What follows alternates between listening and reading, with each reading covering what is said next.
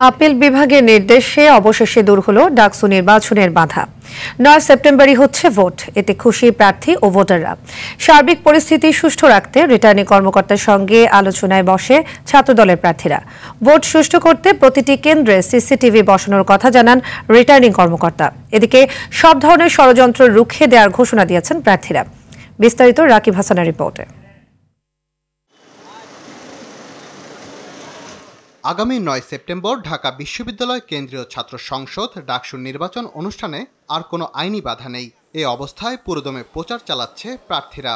আমি এবার paperless campaign করছি যেন আমার দ্বারা আমার ক্যাম্পাসের পরিবেশ নষ্ট না হয়। এদিকে ডাকসু নির্বাচনের সার্বিক পরিস্থিতি ও নির্বাচন সুষ্ঠু, নিরপেক্ষ ও অংশগ্রহণমূলক করতে সিনেট ভবনে রিটার্নিং কর্মকর্তার সঙ্গে প্রায় ১ ঘণ্টা ব্যাপী আলোচনা করে ছাত্রদল সমর্থিত প্যানেলের প্রার্থীরা।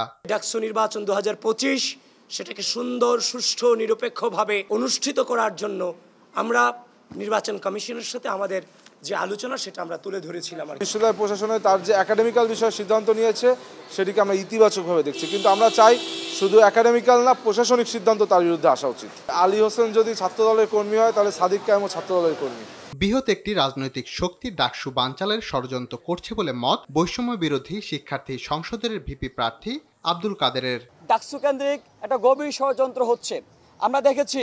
আমরা বারবার করে আমাদের আশঙ্কার কথা জানিয়েছি।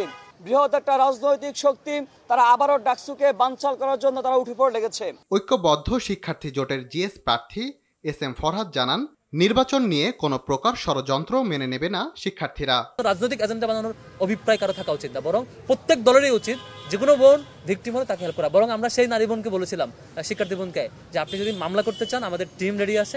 সামাজিক যোগাযোগ মাধ্যমে নারী প্রার্থীকে হুমকি দেয় শিক্ষার্থী আলী হোসেনকে ৬ মাসের প্রাথমিকভাবে বহিষ্কারের কথা জানান রিটার্নিং কর্মকর্তা। টাস্ক ফোর্সে এখনো তদন্ত চলমান রয়েছে, পরে তদন্ত রিপোর্ট জানানো হবে বলে জানান তিনি। আপনারা জেনেছেন এর মধ্যে বিশ্ববিদ্যালয় থেকে প্রক্টর অফিস থেকে আমাদের যে ৬ মাসের জন্য তাকে বহিষ্কার করা হয়েছে।